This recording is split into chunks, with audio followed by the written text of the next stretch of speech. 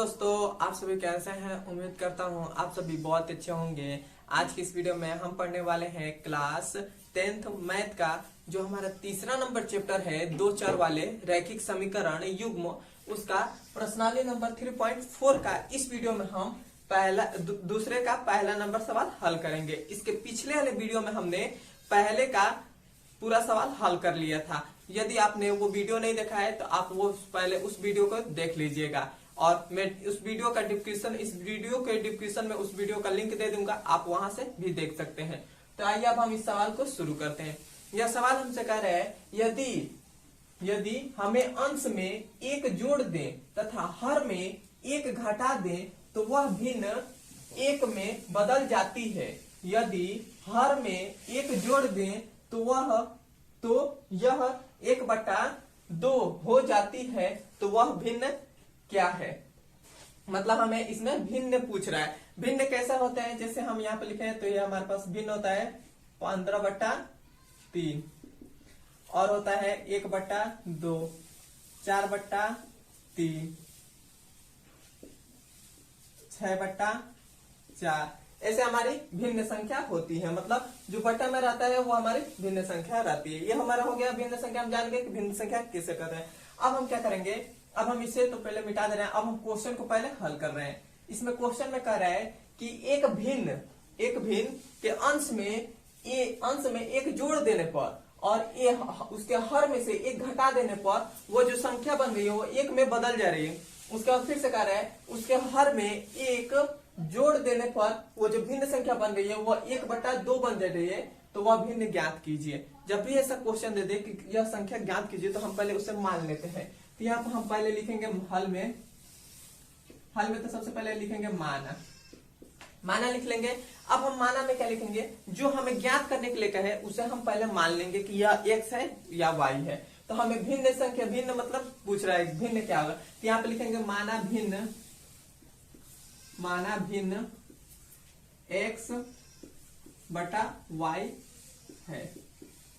इतना हो गया। हम मान लिए कि यह हमारी जो भिन्न संख्या भिन्न है वह x/y है। इतना हो गया। अब हमसे कह रहा है इस क्वेश्चन में, यदि हमें अंश में ऊपर वाले को अंश करते हैं, नीचे वाले को हर करते हैं। यदि हम अंश में एक जोड़ दें, मतलब ये हमारा ऊपर वाला में, मतलब हमारा ये भिन्न संख्या है, इसके अंश में ऊपर वाले को अंश करते हैं, इसके अंश में एक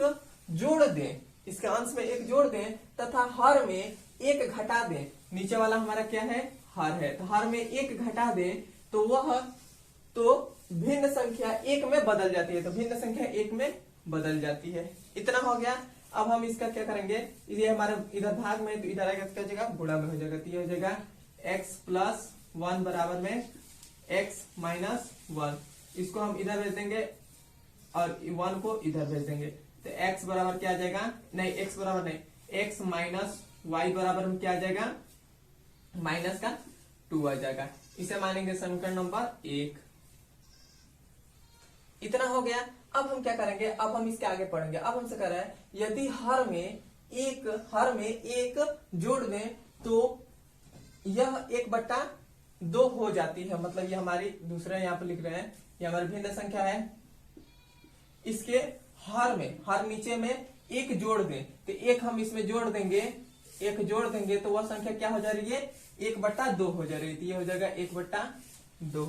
इतना हो गया। अब हम इसका क्रॉस गुणा कर दें, तो 2 का x में गुणा करेंगे तो 2x हो जाएगा। इसका y का 1 में गुणा करेंगे तो ये हो जाएगा y ही हो जाएगा। 1 का 1 में गुणा करेंगे तो 1 ही हो जाएगा। अब हम इस y को इधर भेज दे रहे हैं, तो ये हो जाएगा 2x माइनस का y इक्वल टू में 1। ये हमारा हो जाएगा समीकरण नंबर 2। अब हमारे पास समीकरण 1 भी मिल गया और समीकरण 2 मिल गया। हमारा जो मेन मुद्दा होता है वो हमारा समीकरण ही बनाना होता है। उसके बाद हमारा जब समीकरण बन जाएगा तो सवाल वो बहुत ही आसान हो जाता है, वह सब हल कर लेते हैं। अब हम इसे विलोपन विधि से हल करेंगे। तो हमारे यहाँ पर लिखेंगे, ये हमारा पहला नंबर समीकरण है, तो यहाँ पर लिख दे रहे हैं विलोपन विलोपन विधि से।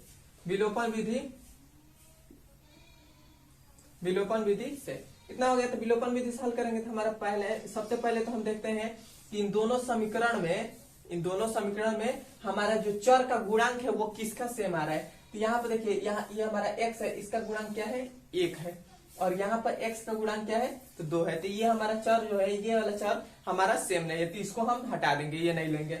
अब देखेंगे ये y का गुणांक क्या है तो -1 है, और इधर भी y का गुणांक क्या है तो -1 है। तो ये हमारा इस वाले को हम लेंगे, तो ये हमारा लेंगे तो हम इसको लिख देंगे x माइनस y बराबर में -2। समीकरण नंबर 2 क्या है, वो है 2x माइनस का y बराबर में 1 है। तो ये हो गया 1। इतना हो गया। पहले तो हम देखते हैं कि किसका चर का गुणांक जो है वो बराबर है, तो इसका हमारा चर का गुणांक है बराबर है, तो बराबर हमने ले लिया। अब हम क्या करेंगे, अब उस दूसरे नंबर पर देखते हैं, ये हमारा जो चर के ये जो हमारा जिसका गुणांक मतलब चर का जो गुणांक सेम रहता है, तो इन दोनों में हमारा सेम है। तो अब इसके आगे वाला देखते हैं कि इन दोनों में किस चीज का साइन लगा है। तो इधर भी हमारा इस चर के आगे का साइन हमारा माइनस का है, इस चर का भी आगे का साइन माइनस का है। तब हम क्या करेंगे, यदि दोनों हमारा साइन सेम हो जाए तो हम क्या करते हैं, घटा देते हैं। तो घटा देते हैं, यदि सेम नहीं रहता है तो हम जोड़ देते हैं। सेम नहीं रहेगा तो जोड़ देंगे, यदि सेम रहेगा तो घटा देंगे। तो यहाँ पर दोनों में देखिए सेम है, तो हम इसको घटा देंगे। तो जब घटाएंगे तो हमारे पास क्या हो जाएगा, यहाँ पर माइनस हो जाएगा, यहाँ पर प्लस हो जाएगा, यहाँ पर माइनस हो जाएगा। तो यहाँ पर देखिए, यहाँ पर x है, यहाँ पर माइनस का 2x है, तो यहाँ पर कितना बचेगा, माइनस का x बच गया। कितना हो गया, यहाँ पर माइनस का 1x है, यहाँ पर प्लस का 1x है, तो ये तो हमारा कट जाएगा। इतना हो गया, ये खत्म हो गया।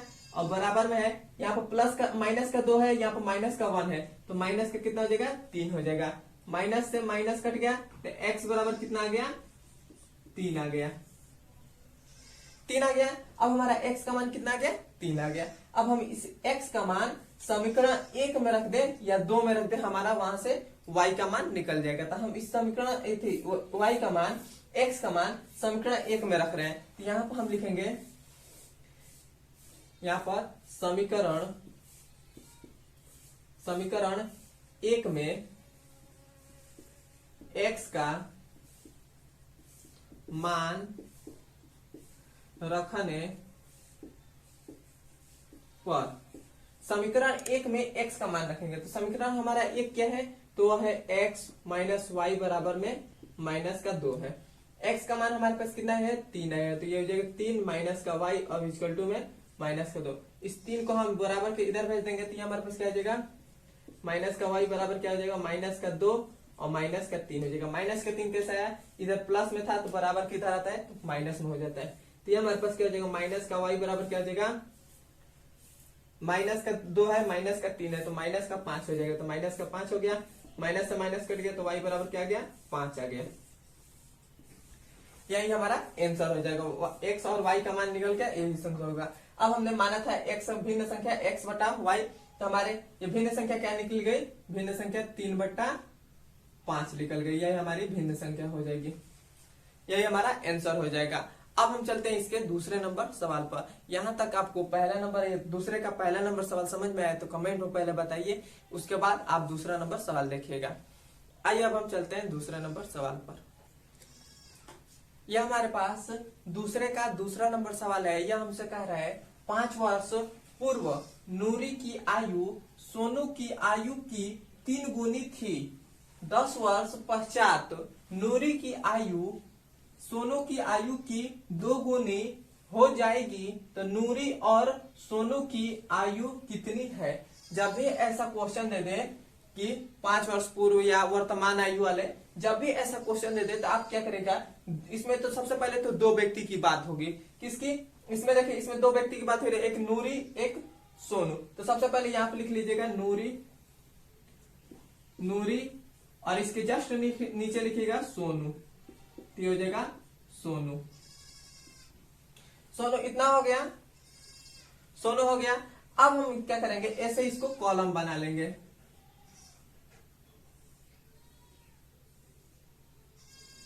ऐसे कॉलम बना लेंगे और एक और फिर से कॉलम बना लेंगे इसके आगे।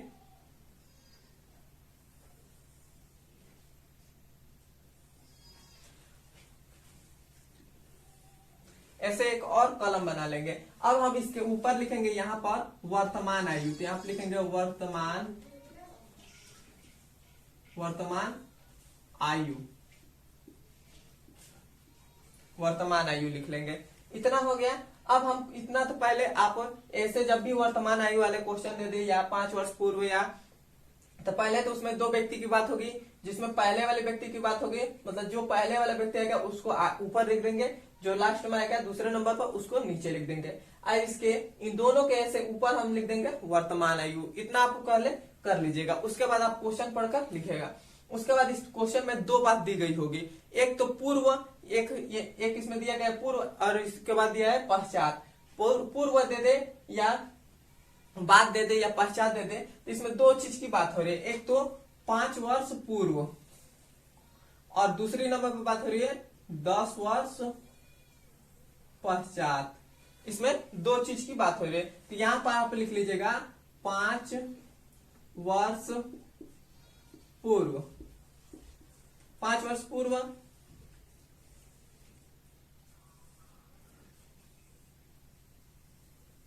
5 वर्ष पूर्व लिख दीजिएगा। और इसके जस्ट आगे फिर से लिखेगा 10 वर्ष पश्चात, तो यहां पर लिखेगा 10 वर्ष पश्चात।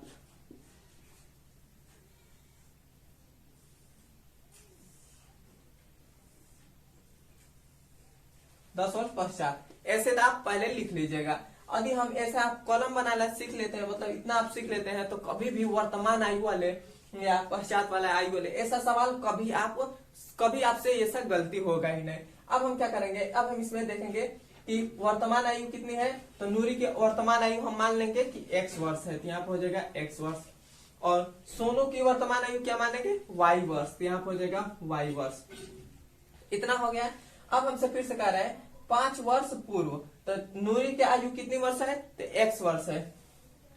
आज x वर्ष है, तो 5 वर्ष पूर्व मतलब आज से 5 साल पहले कितना वर्ष था, तो इसमें हम x से 5 घटा देंगे। मतलब जैसे आज मेरा 15 साल उम्र है, 15 साल उम्र है, यदि हम इसमें से 5 साल पहले कितने वर्ष के थे, तो इसमें से हम 5 घटा देंगे, तभी तो हमारा आएगा 10 साल। तो उसी प्रकार आज नूरी के आयु x वर्ष है, तो 5 साल पहले कितना होगा, तो x माइनस 5 कर देंगे, तो यहाँ पर भी x माइनस 5 वर्ष कर देंगे। इतना हो गया। अब सोनू की वर्तमान आयु y वर्ष है, तो 5 साल पहले कितना वर्ष होगा, तो y माइनस 5 वर्ष हो जाएगा, तो यहाँ पर हो जाएगा y माइनस 5 वर्ष। इतना हो गया। अब हमारे देखिए, अब इसमें 10 वर्ष की पश्चात देखेंगे, तो आज मेरा 15 साल उम्र है, तो 10 साल बाद, मतलब आज मेरा 15 साल है, तो 10 साल बाद कितने वर्ष हो जाएगा, तो हमारे पास हो जाएगा 25 साल हो जाएगा। मतलब आज मेरा उम्र जो है वो 15 साल है, तो 10 साल और इसमें 10 साल बाद कितने वर्ष हो जाएगा, तो 15 में जब 10 जोड़ देंगे तो हमारा कितना आ जाएगा 25 वर्ष, तो 25 वर्ष। तो उसी प्रकार नूरी की आयु कितने वर्ष है, x वर्ष है, तो 10 साल बाद कितने वर्ष हो जाएगा, तो x में 10 जोड़ देंगे तभी तो आएगा, तो यहाँ हो जाएगा x प्लस 10, यहाँ हो जाएगा वर्ष। इतना हो गया। अब हमारे पास सोनू की वर्तमान आयु y वर्ष है, तो 10 साल बाद कितना वर्ष हो जाएगा, तो y माइनस y प्लस 10 हो जाएगा वर्ष। इतना हो गया। अब हमने तो केवल इतना आपको कर लीजिएगा। इतना यदि आप कर लेते हैं तो आपका यह सवाल बनाने में बहुत ही आसान हो जाएगा। आप क्या करेंगे, अब हम इस क्वेश्चन पढ़कर इसे हल करेंगे। अब हमसे कह रहा है 5 वर्ष पूर्व, 5 वर्ष पूर्व मतलब किसकी बात कर रहा है, इस कॉलम में हम देखेंगे 5 वर्ष पूर्व में। तो 5 वर्ष पूर्व नूरी की आयु, तो नूरी की आयु कितने वर्ष है 5 वर्ष पूर्व में, तो वह है नूरी की आयु x माइनस 5 है। 5 वर्ष पूर्व नूरी की आयु, सोनू की आयु, तो सोनू की आयु कितनी वर्ष है, तो वह है y माइनस 5। इतना है। तो नूरी की आयु सोनू की आयु की 3 गुनी है, तो इसमें हम क्या करेंगे, इसमें 3 से गुणा कर देंगे, ये हमारा इतना हो गया। अब हम क्या करेंगे, उसके बाद फिर से 3 गुनी थी, अब देखेंगे 10 वर्ष पश्चात। तो 10 वर्ष पश्चात हम इस कॉलम में देखेंगे। तो 10 वर्ष पश्चात नूरी की आयु, तो 10 वर्ष पश्चात नूरी की आयु कितनी है, तो वह है x प्लस 10 है। उसके बाद है नूरी की आयु सोनू की आयु, तो सोनू की आयु कितनी वर्ष है, तो y प्लस 10 है। सोनू की आयु की 2 गुनी हो जाएगी, तो इसमें हम 2 से गुणा कर देंगे। इतना हो गया। अब हम इसे हल करके अब हमारा आसान से x और y का मान आ जाएगा। तब हम इसको हल करेंगे तो ये हमारे पास क्या हो जाएगा x माइनस 5 और बराबर में 3 का y में गुणा करेंगे तो 3y हो जाएगा, 3 का 5 में गुणा करेंगे तो ये हो जाएगा 15 हो जाएगा। इतना हो गया। अब हम इस 3y को इधर भेज देंगे और इस 5 को केवल इधर भेज देंगे तो हमारे पास क्या हो जाएगा x माइनस का 3y और बराबर में इधर हमारा माइनस का 15 है तो माइनस का 15 ये तो इधर हो जाएगा प्लस का 5 हो जाएगा। तो ये हमारे पास कितना आ गया x minus 3y equal to में माइनस का 10 आ गया। इसे हम मानेंगे समीकरण नंबर 1। इतना हो गया। अब हम जिस प्रकार इसको समीकरण नंबर 1 लाए उसी प्रकार यहाँ से हम समीकरण नंबर 2 लाएंगे। तो ये हमारे पास हो जाएगा x प्लस 10 और बराबर में 2 का y में गुणा करेंगे तो ये हो जाएगा 2y, 2 का 10 में गुणा करेंगे तो ये हो जाएगा 20। इतना हो गया। तो अब हम क्या करेंगे इस 2y को इधर भेज देंगे और ये 10 को इधर भेज देंगे तो ये हो जाएगा हमारे पास x माइनस का 2y, इधर हमारा 20 है तो 20 और ये 10 हमारा इधर आ गया तो माइनस का 10 हो गया। तो x माइनस 2y बराबर में कितना हो जाएगा 10 हो जाएगा। ये हमारे पास आ गया समीकरण नंबर 2 आ गया। अब हम यहाँ से क्या करेंगे, अब हम देखेंगे इसे विलोपन विधि से हल करना है। तब हम देखेंगे इसमें जो चर का गुणांक है वो किसका सेम है। तो इसमें देखिए इसमें भी x का गुणांक सेम है, इसमें भी x का गुणांक सेम है। तो हम इसको एक जगह ऐसे लिख लेंगे, यहाँ पे लिख लेंगे x माइनस 3y और इक्वल टू में माइनस का 10। इतना हो गया। और इधर हमारा क्या है तो वह है x माइनस 2y और इक्वल टू में है 10। इतना हो गया। अब हम क्या करेंगे, अब देखेंगे x का गुणांक भी 1 है, इसका भी x का गुणांक 1 है। अब इस दूसरे नंबर पर देखेंगे इसका जो साइन भी है प्लस का है, इसका भी साइन प्लस का है। तो जब हमारा साइन जब हमारा बराबर होता है तब हम क्या करते हैं उस समय घटा देते हैं। तो हम इसको जब घटाएंगे तो हमारे पास क्या आ जाएगा, घटाएंगे तो यहाँ पर माइनस और यहाँ पर प्लस हो जाएगा और यहाँ पर भी माइनस हो जाएगा। तो ये तो हमारा x से x कट जाएगा। और यहाँ पे देखिए यहाँ पर प्लस का 2y है, यहाँ पर माइनस का 3y है। तो ये कितना हो जाएगा माइनस का y हो जाएगा, माइनस का y हो गया। और यहाँ पर माइनस का 10 है, माइनस का 10 है तो माइनस का कितना हो जाएगा 20 हो जाएगा। तो ये हमारे पास कितना आया y का मान कितना आ गया 20 आ गया। इतना हो गया। अब हमारे पास y का मान 20 आ गया। अब हम इस y का मान 20 आ गया तब हम इस y का मान समीकरण 1 में रख दें या 2 में रख दें, हमारा x का मान निकल जाएगा। तो यहाँ पर हम हल करें तो यहाँ पर हम समीकरण नंबर 2 में रख रहे हैं या 1 में किसी में भी रख देंगे। तो यहाँ पे लिखेंगे समीकरण 1 ही में रख रहे हैं। समीकरण 1 में y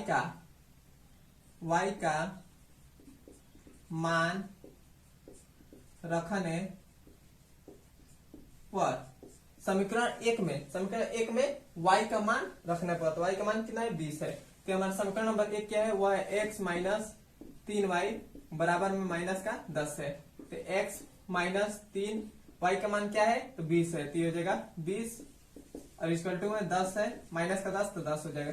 x बराबर क्या हो जाएगा x और 10 20 का 3 में गुणा करेंगे तो हमारे पास कितना हो जाएगा 60 हो जाएगा। और इक्वल टू में माइनस का 10 है तो माइनस का 10 हो जाएगा। अब हम इस माइनस 60 को इधर भेज देंगे तो ये हो जाएगा x बराबर कितना हो जाएगा माइनस का 10 और ये हो जाएगा प्लस का 60। तो x का मान कितना आ गया 50 आ गया और यही हमारा आंसर हो जाएगा। तो x का मान हमारे पास 50 आ गया, मतलब x का मान नूरी की वर्तमान आयु कितनी हो जाएगी 50 वर्ष हो जाएगी और सोनू की वर्तमान आयु कितनी हो जाएगी 20 वर्ष हो जाएगी, 20 वर्ष हो जाएगी और यही हमारा आंसर हो जाएगा। अब हम चलते हैं इसके तीसरे नंबर सवाल पर। हमारे पास दूसरे का तीसरा नंबर सवाल है। यह हमसे कह रहा है 2 अंकों की संख्या के अंकों का योग 9 है। इस संख्या का 9 गुना अंकों को पलटने से इस संख्या का 2 गुना है तो वह संख्या ज्ञात कीजिए। मतलब हमने इसका हो रहा है इसमें 2 अंकों की संख्या, तो 2 अंकों की संख्या कैसी होती है तो जैसे हमने यहाँ पर लिख दिया 52, ये हमारे पास 2 अंकों की संख्या हो गई।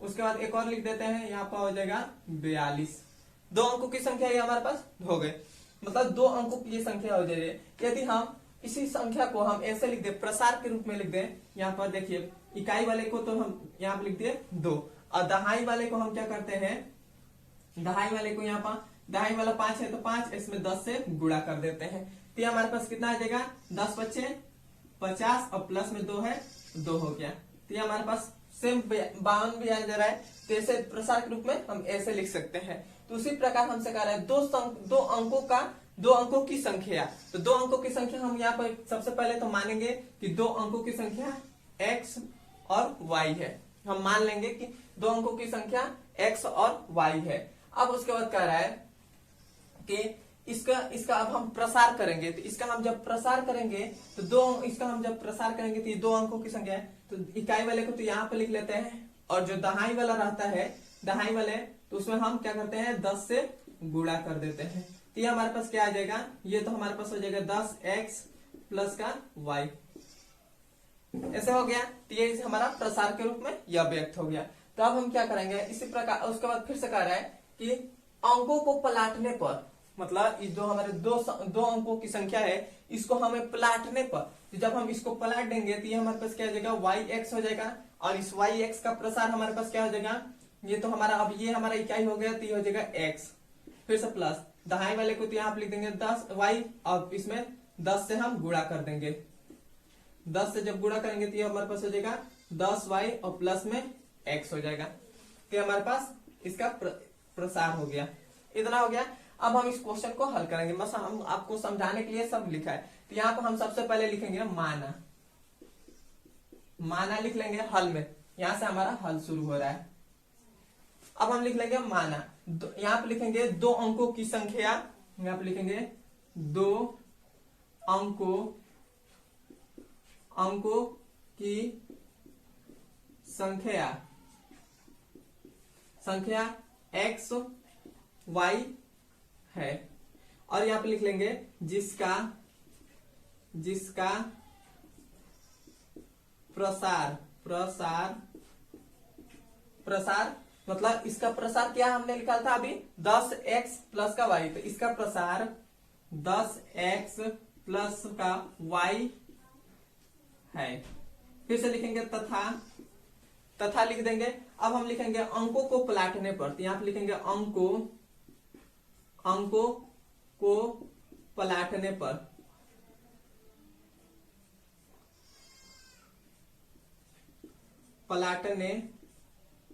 पर जब हम अंकों को पलटेंगे तब हमारे पास क्या आ जाएगा, वो आ जाएगा y x हो जाएगा, y x हो जाएगा। तो इसका अब हम लिखेंगे y x है। अब हम लिखेंगे जिसका प्रसार 10y प्लस में x है। इतना हो गया। पहले तो आप इतना लिख लीजिएगा, क्योंकि हमारे पास 2 अंकों की संख्या x और y है। इतना हो गया। और इसका जो प्रसार है, अभी हमने यहाँ पे निकाला था कि अंकों की संख्या 2 अंकों की संख्या है, तो इसका प्रसार हमारे पास क्या आ जाएगा, ये आ जाएगा। यहाँ पर जैसे हमने 2 अंकों की संख्या है, हमने इकाई वाले को यहाँ पर 2 लिख दिया, 2 है इकाई तो 2 लिख लिया। तो उसी प्रकार y की जगह पर y हमारा इकाई है तो इसको y लिख दिया, और 50 को तो ऐसे ही लिख दिया, और इसमें 10 से गुणा कर दिया तो हमारे पास 52 आ गया। उसी प्रकार इकाई वाले को ऐसे लिख दिया और x को ऐसे, और इसमें 10 से गुणा कर दिया, तो ये हमारे पास उतना ही फिर से संख्या आ जाएगी। इतना हो गया। अब हम क्वेश्चन पढ़कर हल करेंगे। अब हमसे कह रहे हैं 2 अंकों की संख्या के अंकों का योग, मतलब 2 अंकों की संख्या क्या है, x और y है। तो इस अंकों का योग कितना दे दिया गया है, 9 दे दिया गया है। तो यहाँ पे लिखेंगे 2 अंकों की संख्या का योग, तो x प्लस y बराबर कितना हो जाएगा, 9 हो जाएगा। ये हमारे पास समीकरण नंबर 1 हो जाएगा।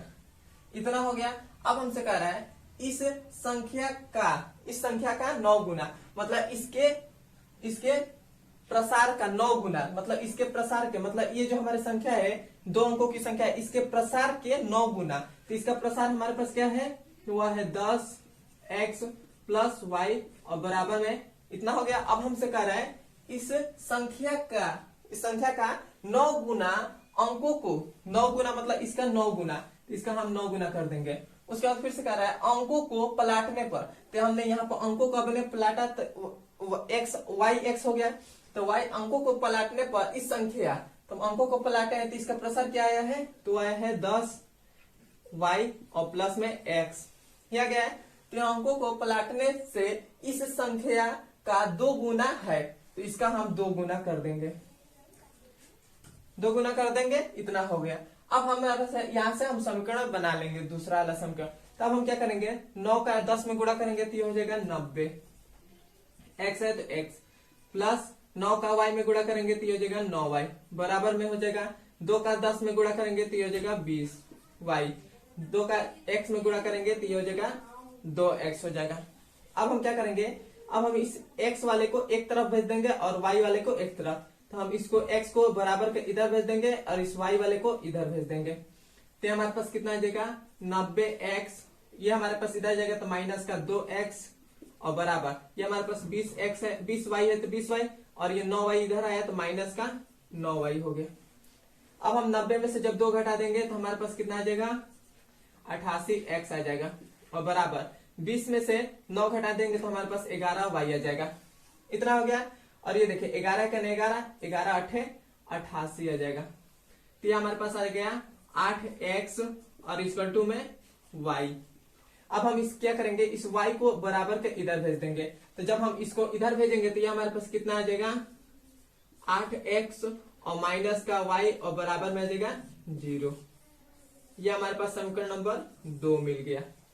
यहाँ तक आपको क्लियर है तो कमेंट में बताइए। अब हमारे पास समीकरण नंबर 1 मिल गया और समीकरण नंबर 2 मिल गया, तब हम इसके विलोपन विधि से हल कर लेंगे। विलोपन विधि में हल कैसे करते हैं, सबसे पहले तो देखते हैं हमारा जो किसका इसमें चर का गुणांक जो है वो सेम है। तो यहाँ पे देखिए y का जो गुणांक है 1 है और यहाँ पर भी y का गुणांक 1 है, तो ये हमारा सेम है। उसके बाद देखते हैं कि इसको हम घटाएंगे या जोड़ेंगे।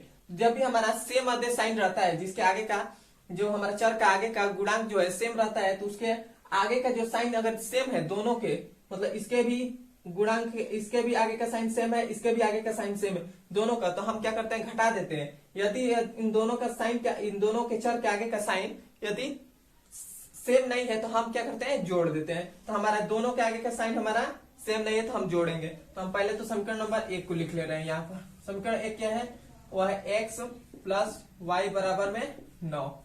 समीकरण नंबर 2 क्या है, वह है 8x माइनस का y बराबर में 0। अब हम क्या करेंगे, इसे हम जोड़ देंगे। जोड़ेंगे क्यों, क्योंकि यह दोनों हमारा साइन समान नहीं है, तो हम इसको जोड़ देंगे। तो जोड़ेंगे तो हमारे पास यहाँ पर 1x है, यहाँ पर 8x है, तो ये हो जाएगा 9x हो जाएगा। यहाँ पर माइनस प्लस है तो ये हमारा कट जाएगा, इधर हमारे पास क्या हो जाएगा 9 हो जाएगा। 9 से 9 कट गया तो x का मान कितना आ गया, 1 आ गया, 1 आ गया। अब हम इस x का मान समीकरण 1 में रख दें या 2 में रख दें, हमारा y का मान निकल जाएगा। तो हम यहाँ पर लिखेंगे समीकरण 1 में, एक ही में हम रख रहे हैं, समीकरण 1 में x का मान रखने पर समीकरण x में 1 का मान रख देंगे। समीकरण हमारा 1 क्या है, वो है x प्लस y बराबर में 9 है। तो x के जगह पर हमें 1 रख देना है प्लस y और इक्वल टू में 9। इस 1 को हम बराबर के इधर भेजेंगे तो ये हमारे पास हो जाएगा y बराबर क्या हो जाएगा 9 माइनस 1, तो ये हमारे पास x बराबर y बराबर क्या हो जाएगा 8 हो जाएगा। तो हमारे पास दो संख्याओं का क्या हो गया, हमें दो संख्याओं का, दो अंकों की संख्या क्या मिल गई हमारे पास, वो मिल गए। x के जगह पर हमने क्या माना था, x का मान हमारे पास 1 आ गया है और y के ऑप्शन पर मतलब दो अंकों की संख्या 18 मिल गई। यही हमारा आंसर हो जाएगा। अब हम चलते हैं इसके चौथे नंबर सवाल पर। यह हमारे पास दूसरे का चौथा नंबर सवाल है। यह हमसे कह रहा है मीना 2000 रुपए निकालने के लिए एक बैंक गई। उसने खचाची मतलब जो बैंक में पैसा देने वाले होते हैं उसको बोलते हैं, खचाची से 50 रुपए और 100 रुपए के नोट देने को कहा। मीना ने कुल 25 नोट प्राप्त किया, तो ज्ञात कीजिए कि उसने 50 रुपए और 100 रुपए के कितने नोट प्राप्त की। तो हमें इसमें बताना है कि जो हमारा 100 रुपए का नोट है और 50 रुपए का नोट है वो कितने, उसने कितने 50 के नोट है और कितने 100 के नोट है, ये हमें क्वेश्चन में पूछ रहा है। तो हमें इतना हमें मालूम है कि जो मीना थी वो 2000 रुपए बैंक निकालने के लिए गई थी, तो उसने मांगे 50 रुपए का नोट और 100 रुपए का नोट, और उसमें से हमें ये नहीं मालूम है कि कितने 50 रुपए के नोट थे और कितने 100 रुपए के नोट थे, और यही हमें बताना है कि कितने 50 रुपए के इतने नोट थे और 100 रुपए के नोट इतने थे, यही हमें क्वेश्चन में बताना है। तो जो हमें बताना होता है उसे हम मान लेते हैं कि यह समीकरण, यह हमारा एक्स नोट है या वाई नोट है, या एक्स हमारा रुपए है या वाई रुपए है, ऐसे मान लेते हैं। तो हमें इसमें नोट पूछा है कि 50 रुपए और 100 रुपए के कितने नोट है, तो हम यहाँ पर मान लेंगे, यहाँ पे लिखेंगे माना, माना माना में लिखेंगे कि मीना 50 रुपए के नोट एक्स नोट, नहीं यहाँ लिखेगा 50 रुपए के एक्स नोट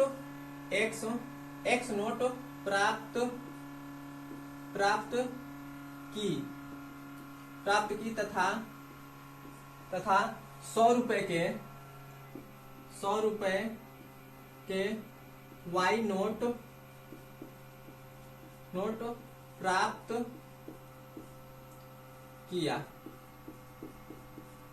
इतना मान लेंगे कि जो हमारा 50 रुपए का नोट था, जो मीना थी वो 50 रुपए का नोट कितने प्राप्त की, एक्स नोट प्राप्त की, और जो 100 रुपए का नोट था उसने कितने मीना ने प्राप्त किया, वाई नोट प्राप्त किया। मतलब वाई का मतलब यहाँ पर एक्स का मतलब जो 50 रुपए है, जो 50 रुपए वो कितने हैं, एक्स की जगह पर हम यहाँ पर 10 रख दें तो 50 का कितना नोट हो जाएगा, 10 नोट हो जाएगा। यदि हम यहाँ पर 100 की जगह पर हमने 100 का कितना नोट हमने प्राप्त किया, 20 नोट, तो वाई की जगह पर हमने 20 रख दिया तो ये 20 नोट प्राप्त किया, तो इतना हो गया। अब हम क्या करेंगे, हम तो मान लिए कि 50 रुपए का नोट एक्स है और एक्स नोट मिला है, और जो 100 रुपए के नोट है वो वाई नोट मिला है, इतना हो गया। अब हमें से इस क्वेश्चन में कह रहा है कि यहां से देखिए मीना ने कुल 25 नोट प्राप्त किए, मतलब मीना जो है वो कुल कितने नोट प्राप्त किए, 25 रुपए। तो हमारे पास एक्स प्लस वाई बराबर 25, एक्स प्लस वाई बराबर 25 हमने कैसे लिखा, क्योंकि जो कुल नोट मीना को जो कुल नोट मिले थे वो 25 रुपए मिले थे, तो एक नोट हमारा एक्स रुपए, 50 रुपए का नोट कितना है, एक्स नोट है, और जो 100 रुपए का नोट है वो कितना है, वाई नोट है। तो हमने 50 और 100 को दोनों को जोड़ने के बाद उसको कितने नोट मिले, 25 नोट मिले। मतलब एक्स यहाँ पे देखिए ये 50 का नोट है और ये 100 का नोट है, तो इन दोनों को जोड़ने के बाद उसको कितने नोट मिले, 25 नोट मिले। ये हो जाएगा हमारा समीकरण नंबर 1।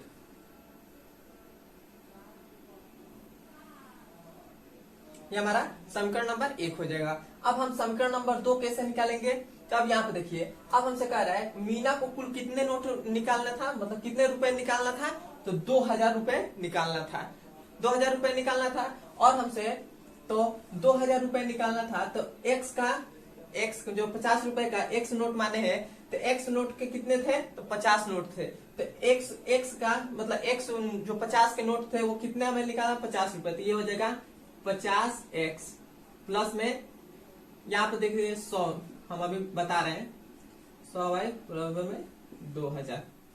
अब हमने ये कहां से लिखा, देखिए जो हमारा मीना थी वो 2000 रुपए निकालने गई थी, तो 2000 ये हमारा कुल हो जाएगा, और 50 के कितने नोट थे, तो एक्स नोट थे, तो 50 का जब हम एक्स में गुणा करेंगे, यदि यहाँ पे बता दे रहे हैं, यहाँ पर एग्जाम्पल से मेरे पास 50 रुपए है, 50 रुपए है, और हमें नहीं, हमारे पास 200 रुपए है, 200 रुपए है, तो 50 का हमारे पास कितने नोट है, 50 का हमारे पास 4 नोट है, 4 नोट है, और हमारे पास 100 का हमारे पास 2 नोट है, तो इन दोनों को जोड़ने के बाद हमारे पास तो कितना आ जा रहा है, 200 आ जा रहा है, 200 आ जा रहा है। तो यही हम जो हमारे पास ये 50 का 4 नोट है, तो यहाँ पर हमने एक्स मान लिया, और जो 100 का है, 100 का दो नोट था, तो हमने वाई मान लिया। तो यदि हम इन दोनों का इसका गुणा कर दें, तो हमारे पास इसका नोट 50 रुपए का कितना नोट था, तो एक्स नोट था, तो 50 का एक्स में गुणा कर दिए, और 100 का कितना नोट था, वाई नोट था, तो 100 का वाई में गुणा कर दिए, तो इतना हो गया। और कुल कितना नोट हमें मिला, तो 2000, इतना हो गया। अब हम यहाँ से समीकरण बनाकर अब हल करेंगे। यहाँ पे देखिए अब हमारा इसको हमारा थोड़ा यहाँ से हमारा इन दोनों में कॉमन आ रहा है, तो हम पहले कॉमन ले लेंगे। इधर भी हमारा यहाँ से हम 50 कॉमन ले लेंगे, तो ये हमारे पास x प्लस इधर हमारे पास 50 दूना 100, तो 2i और बराबर में हो जाएगा 2000 हो गया। अब हम इस 50 गुणा में है तो इधर आएगा तो क्या हो जाएगा, भाग में हो जाएगा, तो ये हो जाएगा x प्लस 2y और बराबर में 2000 और इधर हो जाएगा नीचे 50। एक जीरो से एक जीरो कट गया, 5 एक 5 और 5 चौको 20, एक जीरो है तो जीरो लग जाएगा, तो ये हमारे पास कितना आ जाएगा x प्लस 2y बराबर में कितना आ गया 40 आ गया। इसे अब हम मानेंगे समीकरण नंबर 2, इसे मान लेंगे समीकरण नंबर 2। इतना हो गया। अब हम समीकरण 1 और 2 से हल करेंगे। यहाँ पे देखिए, यहाँ पर हम हल कर रहे हैं। समीकरण नंबर हमारा 1 क्या है, वो है x प्लस वाई बराबर में 25। दूसरा क्या है x प्लस 2y बराबर में है 40। यह है। अब हम इसे विलोपन विधि से हल करेंगे, तो विलोपन विधि में हम सबसे पहले क्या देखते हैं जो हमारा चर का गुणांक है वो किसका सेम है। इस चर का गुणांक 1 है, इस चर का भी गुणांक 1 है, तो इसका चर का गुणांक सेम है इन दोनों का। अब हम देखते हैं कि किसका इसके चर के आगे किस चीज का साइन है, तो इसके आगे भी प्लस है, इसके भी आगे प्लस है, तो हम जब प्लस दोनों सेम चर के आगे का दोनों साइन जो सेम होता है तब हम क्या करते हैं, तो हम घटा देते हैं। तो हम इसको घटा देंगे तो ये हमारे पास क्या हो जाएगा, यहाँ पर प्लस था तो माइनस, प्लस था तो माइनस, प्लस था तो माइनस, ये तो हमारा x से x कट गया। अब यहाँ पे देखिए, यहाँ पर 2y है, यहाँ पे 1y है, तो ये हमारे पास कितना हो जाएगा, माइनस का 1y हो जाएगा। और इधर हमारे पास क्या हो जाएगा, यहाँ पे तो माइनस से हो जाएगा, और जब हम 40 में से 25 को घटा देंगे तो हमारे पास कितना बचेगा, हमारे पास बचेगा 15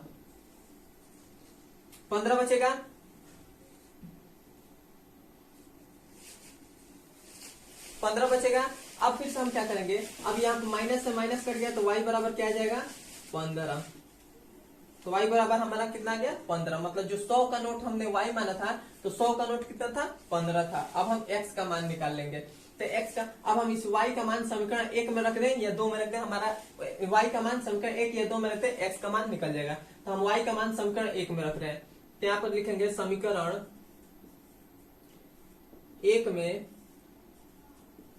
1 में y का मान रखने पर, समीकरण 1 में y का मान रखने पर, तो समीकरण हमारा 1 क्या है, तो वह है x प्लस वाई बराबर में 25। यह है, तो x के y की जगह पर हमें क्या रखना है, तो हमें रखना है 15, ये हो जाएगा x प्लस 15 बराबर में हो जाएगा 25। अब हम इस 15 को इधर भेज देंगे तो हमारे पास क्या हो जाएगा, ये हो जाएगा x बराबर क्या हो जाएगा 25 माइनस का 15, तो x बराबर हमारे पास कितना आ जाएगा, 25 में से जब हम 15 को घटा देंगे तो हमारे पास कितना आ जाएगा, हमारे पास बचेगा 10 बचेगा, तो 10, तो हमारे पास x का मान कितना आ गया 10 आ गया, और y का मान कितना आ गया 15। तो जो हमने x माना था, 50 का x नोट माना था, तो x नोट हमारे पास कितना, मतलब 50 के जो नोट है वो 10 नोट मिले, और जो 100 रुपए के नोट थे वो कितना मिले, 15 नोट मिले।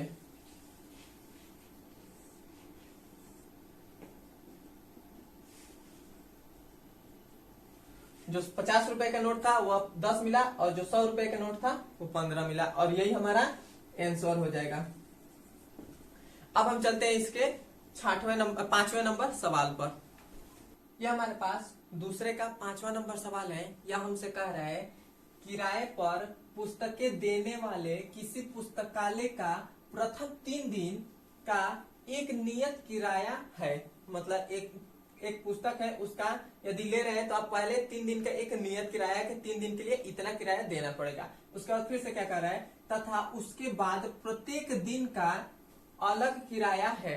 यदि 3 दिन के अलावा अधिक रखते हैं, 3 दिन से अधिक रखते हैं तो उसका भी अलग से किराया देना पड़ेगा। उसके बाद फिर से कह रहा है, सरिता ने 7 दिनों तक एक पुस्तक रखने के लिए 27 रुपए अदा किया। मतलब एक सरिता है, उसने 7 दिन तक एक पुस्तक रखा, तो उस पुस्तक को 27, मतलब जो पुस्तक दिया था उसको 27 रुपए ने सरिता ने दिया। उसके बाद फिर से क्या कह रहा है, सुशी ने पुस्तक 5 दिनों तक रखने के लिए 21 रुपए अदा किया, तो नियत किराया तथा प्रत्येक अतिरिक्त दिनों का किराया ज्ञात कीजिए। मतलब हमसे इस क्वेश्चन में बस कह रहा है कि हमें बताना है कि जो नियत किराया है वो कितना है, और जो प्रत्येक प्रत्येक अतिरिक्त जो कितने प्रत्येक मतलब जो हमेशा 3 दिन से अधिक किराया ले रहे हैं, 3 दिन से अधिक जो दिन हो रहा है तो उसका जो किराया है वो कितने रुपए होगा। मतलब प्रत्येक अतिरिक्त दिनों का किराया बताना है। तो जो हमें क्वेश्चन में दे उसे हम पहले मान लेते हैं कि यह x है तो यह y है। तो यहाँ पर हमें नियत किराया पूछ रहा है, नियत किराया, और प्रत्येक अतिरिक्त दिनों का किराया पूछ रहा है। तो हम क्या करेंगे, यहाँ पर सबसे पहले तो मानेंगे,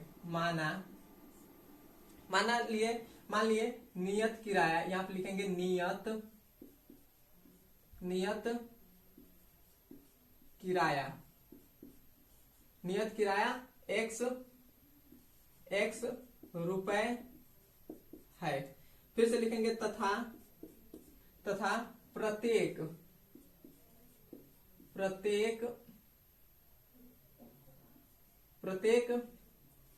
अतिरिक्त दिनों का किराया y रुपए है। इतना हो गया।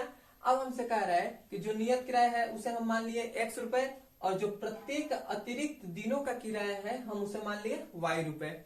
अब हमसे क्वेश्चन में कह रहा है कि जो सरिता वो 7 दिन के लिए पुस्तक रखती है, तो उसे हम 27 रुपए वो देती है। तो सरिता यहाँ पे लिखेंगे 7 दिन के लिए अब हम पुस्तक रखते हैं 7 दिन के लिए, तो उसे कितना रुपए देना पड़ रहा है, 27 रुपए देना पड़ रहा है, 27 रुपए देना पड़ रहा है। और फिर से जो सुशी वो 5 दिन पुस्तक रखती है, तो उसको 21 रुपए देना पड़ता है। तो 5 दिन के लिए 5 दिन के लिए पुस्तक रख रही है, 5 दिन के लिए, तो उसे कितना किराया देना पड़ रहा है, 21 रुपए देना पड़ रहा है। तो 7 दिन के लिए मतलब ये हमारे पास 1 2 3 4 5 6 7, ये 7 दिन है। 7 दिन में हमें तो 3 दिन का किराया तो पहले से फिक्स है कि 3 दिन का किराया देना पड़ेगा, और ये जो 4 दिन का किराया बच रहा है, ये 4 दिन का, इसको हमें पता है। तो नियत किराया हमने कितना माना था, x माना था, तो ये तो हो जाएगा x हो जाएगा। और जो 4 दिन का किराया है मतलब प्रत्येक दिन का वो किराया का कितना है, तो y रुपए हमने माना था, तो 4 दिन का कितना हो जाएगा, 4y हो जाएगा। तो यहाँ पर हो जाएगा 4y, और कितने रुपए में मिल रहा है, तो हो जाएगा 27 रुपए में। ये हो गया 27, इसे मानेंगे समीकरण नंबर 1। इतना हो गया। अब हम फिर से नियत किराया कितने रुपए है, x रुपए है, x रुपए हो गया। और 5 दिन का मतलब ये 1 2 3 4 5, ये 5 दिन का, 5 दिन में तो 3 दिन का किराया तो हमें ऐसे ही देना पड़ेगा। तो इस 3 दिन का किराया x रुपए है, तो x रुपए हो गया। अब फिर से 2 दिन का तो प्रत्येक मतलब हर दिन का कितना किराया है, y रुपए। तो और 2 दिन का कितना हो जाएगा, 2y रुपए हो जाएगा। तो यहाँ पर हो जाएगा 2y, यहाँ प्लस, और कितने रुपए मिला है, तो 21 रुपए में मिला है। यह हो जाएगा, इसे मानेंगे समीकरण नंबर 2 और इसे 1। इतना हो गया। अब हम समीकरण 1 व 2 से हल करेंगे। इसको पहले मिटा दे रहे हैं हम। अब हम यहाँ पर समीकरण 1 व 2 से हल करेंगे। समीकरण हमारा 1 क्या है, वो है x प्लस 4y और इक्वल टू में 27। यह है। दूसरा वाला समीकरण क्या है, वह है x plus 2y equal to में 21। तब हम यहाँ से क्या करेंगे, अब हम इसको देखेंगे जो चर का गुणांक है वो किसका सेम है। तो इसका भी चर का गुणांक सेम है, इसका भी चर का गुणांक सेम है, एक एक है। अब उसके बाद देखेंगे किसका जो साइन है वो किसका मिल रहा है। तो इन दोनों, इसके आगे भी प्लस का है, इसके भी आगे प्लस का है। तो जब हमारा साइन मिलता है तो हम उसको क्या करते हैं, घटा देते हैं। तो हम इसको घटा दिए। इतना हो गया।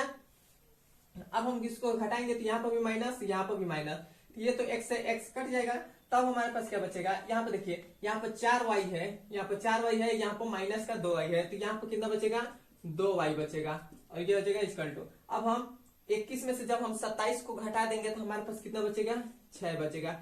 2 को इधर भेजेंगे तो y बराबर क्या आ जाएगा, 6/2, 2 कहने 2 2 6, तो y का मान कितना आ गया, 3 आ गया, 3 आ गया। अब हम y का मान हमारे पास 3 आ गया, तो अब हम x का मान निकालेंगे।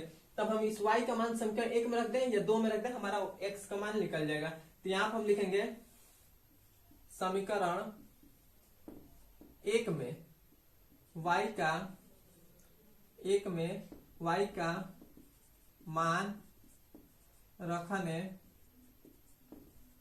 पर समीकरण 1 क्या है हमारा, तो है x प्लस 4y और इक्वल टू है 27। तो x का हमें मान निकलना है, तो x हो जाएगा प्लस 4 है तो 4, y का मान कितना है तो 3 है, तो ये हो जाएगा 3 और इधर हो जाएगा 27। तो x बराबर कितना आ गया, 4 तिया 12 और इधर हो गया 27। अब हम क्या करेंगे, इस 12 को इधर भेज देंगे। तो जब 12 को इधर भेजेंगे तो हमारे पास क्या जाएगा, x बराबर क्या जाएगा 27 माइनस का 12। तो x बराबर क्या हो जाएगा, 7 में से 2 घटाएंगे तो हमारे पास कितना आएगा 5 बचेगा, 1 में से 1 घटाएंगे, 2 में से 1 घटाएंगे तो 1 बचेगा। तो x का मान हमारे पास कितना आ गया 15 आ गया। तो हमने जो नियत किराया है वो कितने रुपए है, नियत किराया 15 रुपए है, और हर एक दिन का जो नियत किराया, एक दिन का प्रत्येक दिन का किराया है वो 3 रुपए है। तो यही हमारा आंसर हो जाएगा। अब हमारे पास 3.4 तो यहाँ पर हमारा खत्म हो जा रहा है। अब हम अगले वीडियो में 3.5 से शुरू करेंगे। यहाँ तक आपको वीडियो समझ में आया है तो वीडियो को लाइक, सब्सक्राइब और कमेंट में बताएं कि हाँ समझ में आ गया, नहीं आया तो वो भी बताएं। अब हम मिलते हैं इसके अगले नंबर वीडियो में।